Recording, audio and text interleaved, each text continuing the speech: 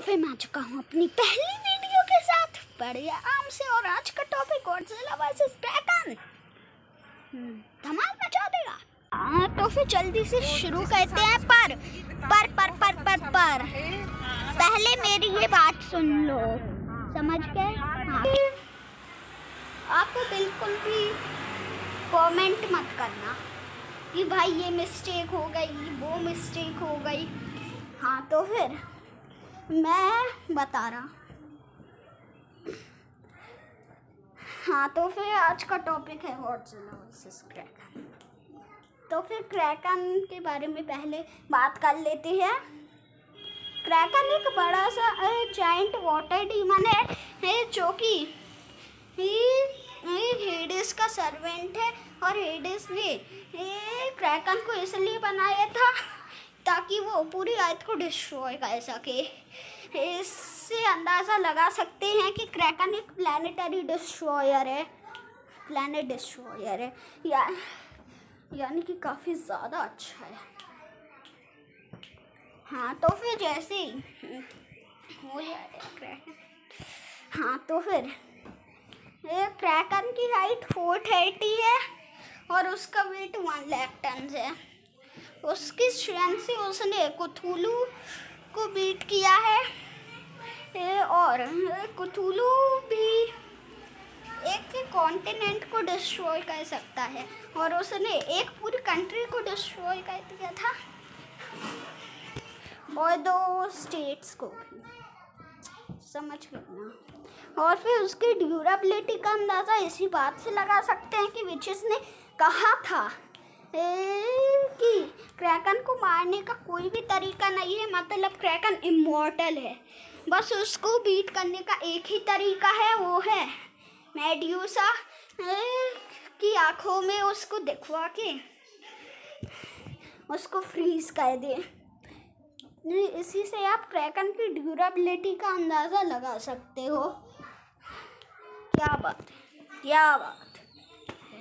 हाँ तो फिर क्रैकन की ड्यूरेबिलिटी जितनी है उतनी कम उसकी स्पीड भी है और वो कुछ ज़्यादा गॉडजिला जैसा भी दिखता है। क्योंकि पहली बार जब मैंने क्रैकन की ये क्लिप देखी थी तब मुझे तो ये गॉडजिला ज़्यादा लग रहा था और उस टाइम में क्रैकन का सिर्फ और सिर्फ स्क्विड वाले फॉर्म को ही जानता था। क्रैकन के पास 4 हाथ है, 8 आँख है, 4 पैर हैं और बड़े टेंटिकल्स हैं। अगर उसके टेंटिकल्स को मिला दो तो फिर वो 900 फीट बड़ा हो जाएगा। काफ़ी ज़्यादा ही लंबा नहीं हो रहा, वीडियो की बात नहीं कर रहा, क्रैकन की बात कर रहा हूँ मैं। हाँ तो फिर क्रैकन काफ़ी ज़्यादा लंबा है, इसलिए उसका ओपोनेंट भी बड़ा होना चाहिए, जो कि हमारे पास है ही गॉडजिला। लेकिन अभी गॉडजिला के बारे में बात नहीं करेंगे, अभी बात करेंगे क्रैकन के बारे में, क्योंकि सारी चीज़ें नहीं की, सारी चीज़ें नहीं बताई मैंने क्रैकन के बारे में। क्रैकन की स्पीड काफ़ी ज़्यादा लो है, क्योंकि अगर क्रैकन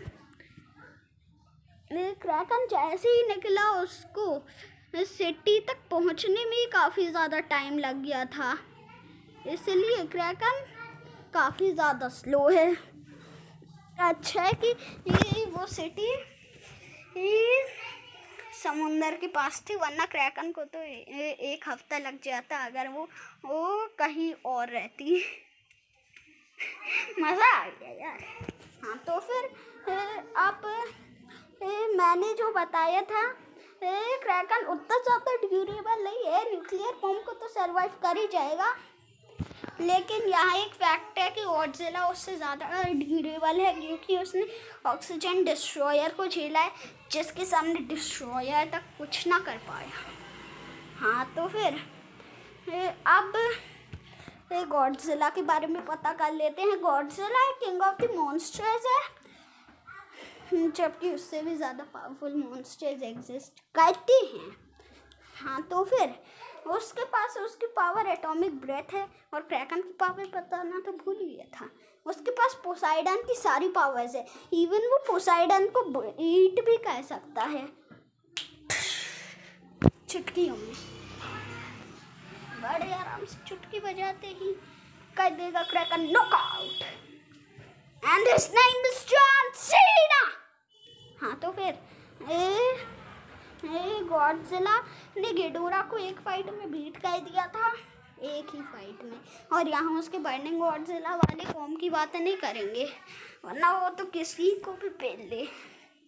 हाँ तो फिर गॉडजिला ने गिडोरा को बीट किया था, म्यूटोस को नानी याद दिला दी थी, और कॉन्ग को बीट कर दिया था। और मेका गॉडजिला उसकी फुल चार्ज में था, फिर भी गॉडजिला उसे थोड़ा तो ओवर पावर कर रहा था।